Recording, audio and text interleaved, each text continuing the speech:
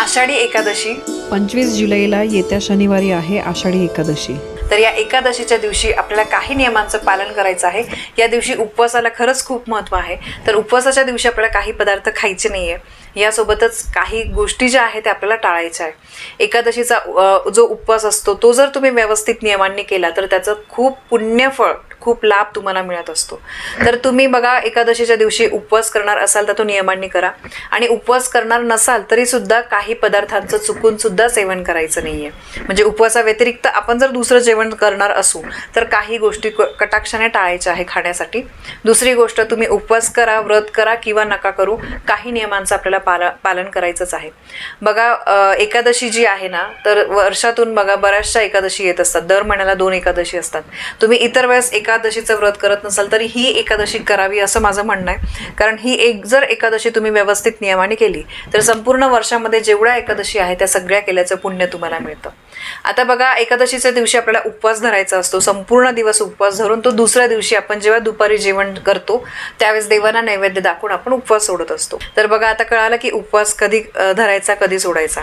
आता उपवासाला तुम्हाला कुठल्या गोष्टी, म्हणजे उपवास करणार असाल किंवा नसाल तरी सुद्धा मी तुम्हाला सांगते, उपवास करणार नसाल तर तुम्ही तांदळाचं सेवन करू नका। एकादशीच्या दिवशी घरामध्ये भात शिजवू नये। एखाद्याने एकादशीचं व्रत केलं नसेल तरी तुम्ही भात खाऊ नका, हे जास्त महत्त्वाचं आहे, कारण भात जे आहे ते तामसिक आहारामध्ये मानलं जातं।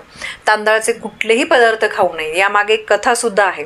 बघा, पौराणिक कथेनुसार महर्षी मेधा यांनी भरतीचा कोप टाळण्यासाठी स्वतःच्या शरीराचा त्याग केला होता, आणि त्यानंतर त्यांच्या शरीराचे अवयव पृथ्वीमध्ये मिसळले गेले, आणि असं मानलं जातं की ते भाग जे आहे, त्यांच्या शरीराचे भाग पृथ्वीमध्ये मिसळल्यामुळे तांदूळ या वनस्पतीची उत्पत्ती झाली। त्यामुळे तांदूळ हा धान्य नसून तो सजीव मानला जातो। तर त्यामुळे आपण एकादशीच्या दिवशी बघा मांसाहार वगैरे करत नाही, म्हणून तांदूळ सुद्धा तामसिक अन्न मानलं जातं, आणि एकादशीच्या दिवशी घरामध्ये भात शिजवला जात नाही। खिचडी म्हणा, तांदळाची खीर म्हणा, काही गोष्टी भात शिजवू नये शक्यतो। घरामध्ये आजारी व्यक्ती किंवा लहान बाळ आहे, आपण लहान बाळांना बघा भाताची पेज वगैरे देतो, तर शक्यतो त्याला ऑप्शनल दुसऱ्या बऱ्याच गोष्टी असतात त्या तुम्ही द्यायचा प्रयत्न करा, ठीक आहे। यानंतर एकादशीच्या दिवशी घेवडा खाल्ल्यास संतान पीडा निर्माण होते, म्हणजे आपल्या मुलाबाळांना त्रास होतो। मुलं मोठे असू द्या की लहान असू द्या, घरामध्ये त्या दिवशी जर तुम्ही घेवडा शिजवला तर तुमच्या घरामध्ये मुलांना त्रास होतो, प्रगतीमध्ये अडथळे येतात। कितीही अभ्यास केला तरी ते पुढे जात नाही, त्यानंतर लहान मुलं वगैरे असतील तर ते चिडचिड करतात। तर त्यामुळे तुम्हाला या दिवशी घेवडा घरामध्ये शिजवायचा नाही आहे। यानंतर तांदळाप्रमाणेच बार्लीचं सुद्धा सेवन करू नये। बार्ली म्हणजे बघा जव कोणी म्हणतं, तर त्याचं सुद्धा सेवन करायचं नाही आहे। एकादशीच्या दिवशी तुम्ही उपवास करणार नसाल तरी सुद्धा लसूण, कांदा याचं तुम्हाला सेवन करायचं नाही आहे, हे तामसिक अन्न मानलं जातं। एकादशीच्या दिवशी वांगे सुद्धा खाऊ नये, ठीक आहे, आणि मांसाहार वगैरे अंडे सुद्धा नाही, या गोष्टी कटाक्षाने या दिवशी टाळायच्याच आहे। खूप महत्त्वाच्या गोष्टी आहे। तुम्ही जर एकादशीच्या दिवशी सांगितल्या ज्या गोष्टी आहेत त्यांच्यापैकी एक जरी वस्तू खाल्ली तर आपल्याला भयंकर पाप लागतं, वाईट परिणाम भोगावे लागतात। आपण म्हणतो मी एवढं केलं तेवढं केलं तरी पण माझ्यावर अशी वेळ का आली, तर याच काही गोष्टी असतात ज्या चुका आपल्याकडून होऊन जातात। आणि महत्त्वाच्या दिवशी जसं काही व्रत केल्याने, सेवा केल्याने पुण्यफळ मिळतं, त्यापेक्षाही कित्येक पटींनी काही आपण वाईट काम केलं, म्हणजे माहीत असेल आपल्याला किंवा नसेल, चुकून जरी झालं तरी मग त्याचे वाईट परिणाम भोगावे लागतात। म्हणून नक्की या गोष्टी लक्षात ठेवा।